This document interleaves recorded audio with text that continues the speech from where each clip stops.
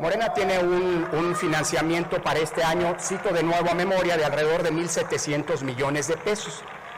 Hasta este momento, Morena ha solicitado la retención solamente de 150 millones de pesos. Eso es lo que nos ha instruido para este año, que se retenga.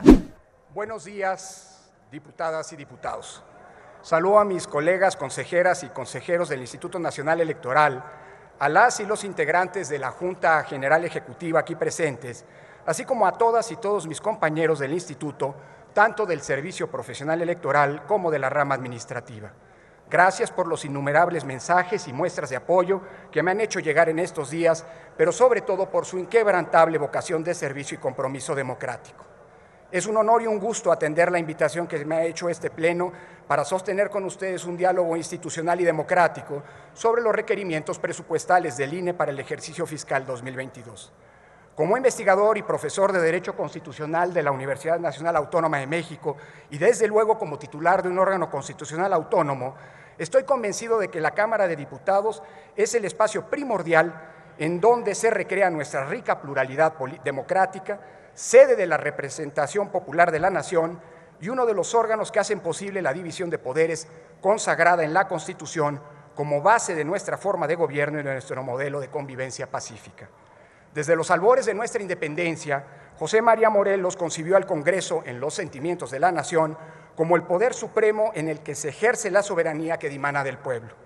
El Congreso, y en particular esta Cámara, ha sido escenario y sus integrantes protagonistas de la construcción de nuestra nación.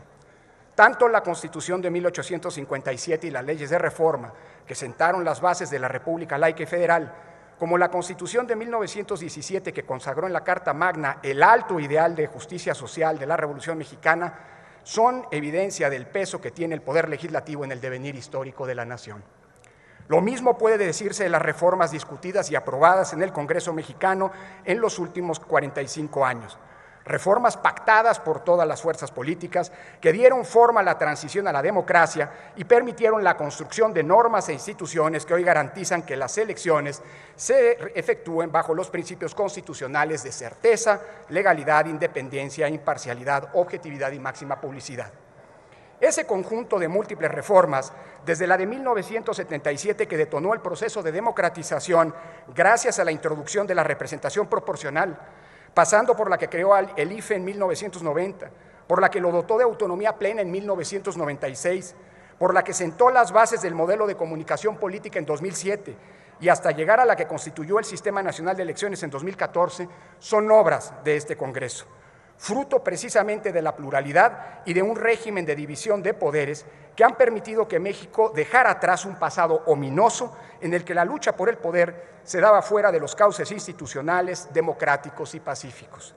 Y un pasado en el que las elecciones se decidían desde el poder y en el que los fraudes electorales daban pie a graves conflictos políticos y sociales. Antes, en el sistema electoral mexicano, las normas eran inciertas y los resultados previsibles. Siempre ganaban los candidatos oficiales. Hoy pasa exactamente lo contrario. Las normas e instituciones dotan de certeza, legalidad y equidad a la contienda política y lo único incierto, hasta antes de las elecciones, son los resultados, como debe ocurrir en una auténtica democracia. El día de hoy acudo ante la atenta invitación que se me ha formulado para explicar la solicitud de recursos que ha planteado el INE para el próximo año, mismos que permitirán al país seguir contando con una democracia funcional y un sistema electoral eficiente, profesional y confiable. Como ustedes saben, el monto global solicitado para el próximo año asciende a casi 24,650 millones de pesos, una cifra que se compone de tres grandes rubros. Primero, 5,821,8 millones de pesos corresponden al financiamiento público de los partidos políticos, que se distribuirá conforme a las reglas constitucionales entre los 7 partidos con registro. Ese monto, como saben, no lo decide el INE, sino que se calcula anualmente con base en la fórmula establecida en el artículo 41 de la Constitución, que mandata multiplicar el número de personas inscritas en el padrón electoral por el 65% del valor diario de una unidad de medida y actualización. El financiamiento público de los partidos políticos ha sido uno de los pilares de la equidad en la contienda electoral.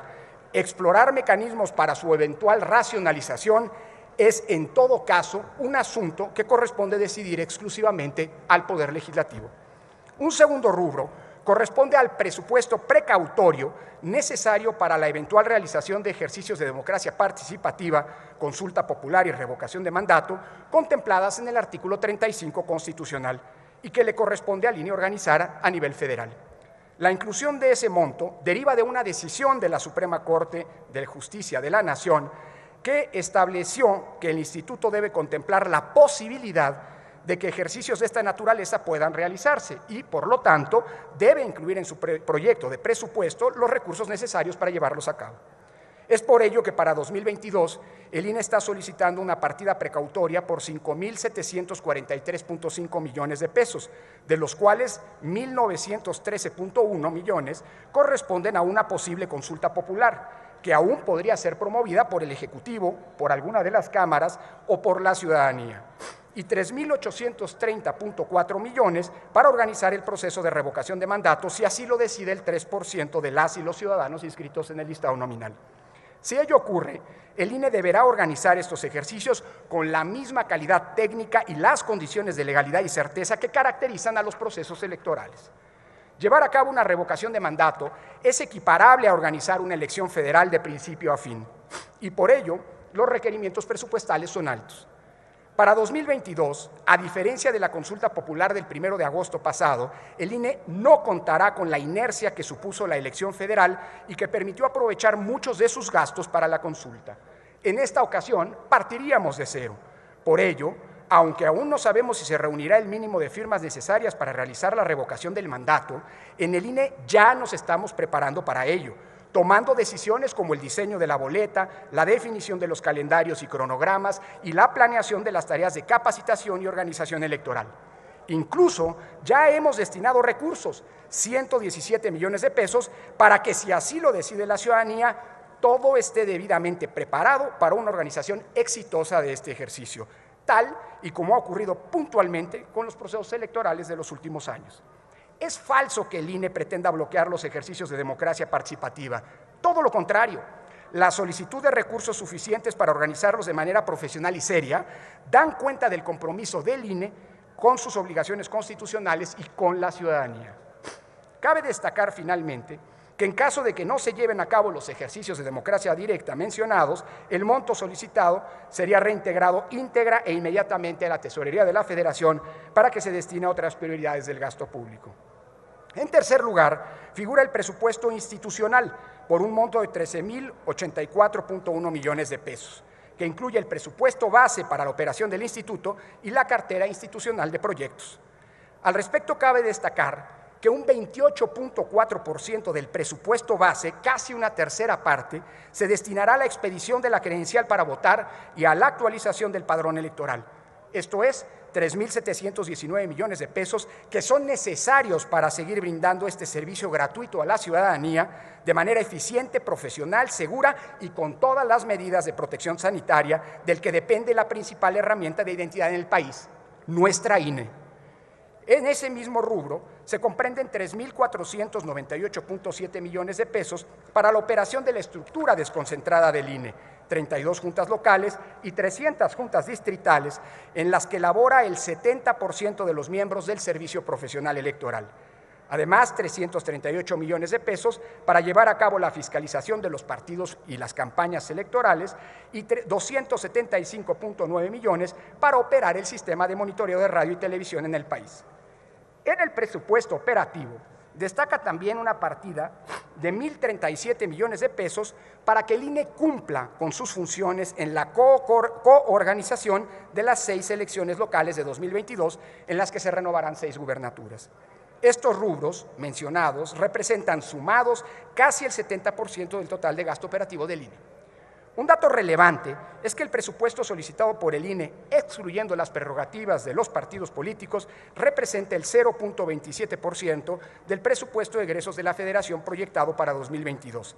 Y si quitamos los recursos de la revocación de mandato y de la consulta popular, hablamos de apenas 20 centavos de cada 100 pesos del gasto público, o lo que es lo mismo, uno apenas de cada 500 pesos. En los últimos 7 años, desde la reforma de 2014 que dio origen al INE, hemos organizado exitosamente 308 procesos electorales bajo el actual modelo. A nivel federal, se han celebrado 3 elecciones de diputaciones, una de senadurías y la de la presidencia de la República en 2018. En el plano local, hemos organizado 240 procesos ordinarios, incluyendo 51 elecciones de gubernaturas, en las cuales en 35 hubo alternancias, lo que significa el 70% del total, y además 189 elecciones de ayuntamientos y congresos locales. Adicionalmente, hemos organizado 59 elecciones extraordinarias. Asimismo, se llevaron a cabo la elección de la dirigencia nacional del PRD en 2014, la elección del Congreso Constituyente de la Ciudad de México en 2016, la encuesta para definir la dirigencia nacional de Morena en 2020 y el pasado 1 de agosto, la primera consulta popular convocada conforme a las normas establecidas por la Constitución. Para hacer posible todos esos comicios, desde 2014 a la fecha, el INE ha visitado en su domicilio a más de 46 millones de personas. Hemos capacitado a más de 5 millones de funcionarias y funcionarios de casilla y hemos instalado más de 600,000 casillas en todo el territorio nacional.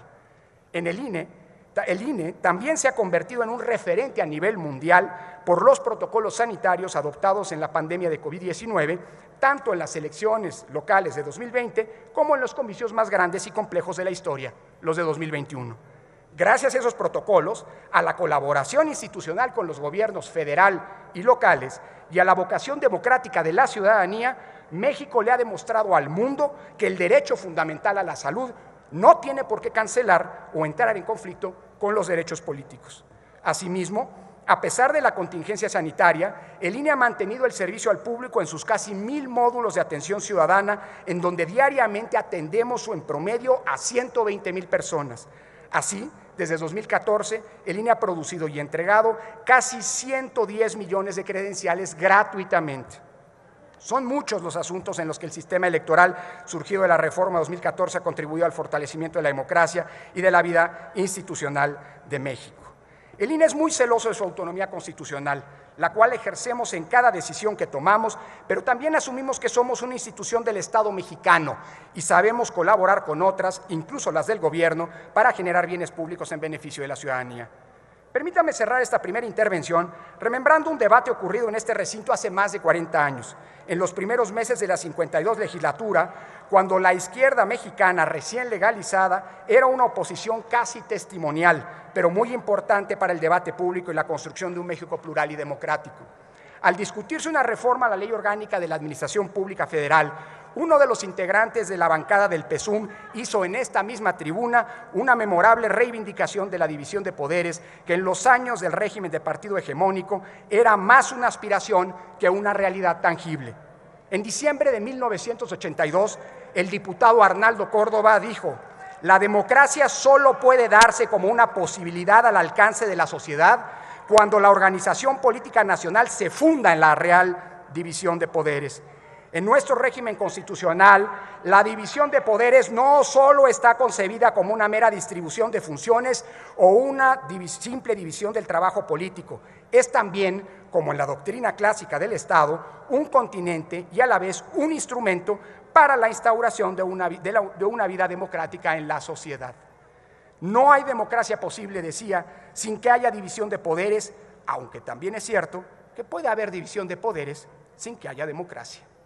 Nos corresponde hoy a nosotros honrar esas palabras señeras de la democratización de nuestro país a partir del respeto y del ejercicio de los pesos, controles y contrapesos constitucionalmente diseñados, en donde los órganos constitucionales autónomos, como el INE, juegan un papel central. Ello pasa inevitablemente por reivindicar la historia de nuestra democracia como un proceso evolutivo y progresivo. Reconocer a los precursores y a los autores de la transición implica revalorar y defender un sistema electoral construido durante muchos años de diálogo y entendimiento entre fuerzas políticas de muy diversas ideologías.